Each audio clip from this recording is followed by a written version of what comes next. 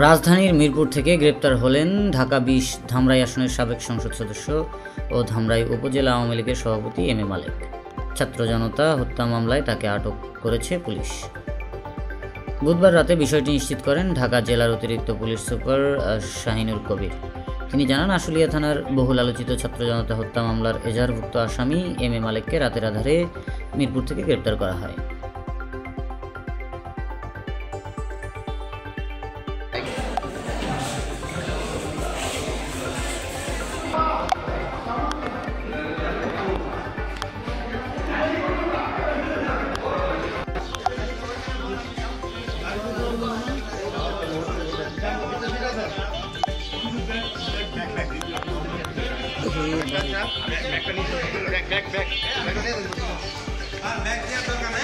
তার বিরুদ্ধে আশুলিয়া থানায় 4টি হত্যা মামলা রয়েছে, যা দীর্ঘদিন ধরেই আলোচনার কেন্দ্রবিন্দুতে ছিল। জানা গেছে, সাবেক এই সংসদ সদস্য 2014 সালে আওয়ামী লীগের টিকেটে প্রথমবার সংসদে প্রবেশ করেন।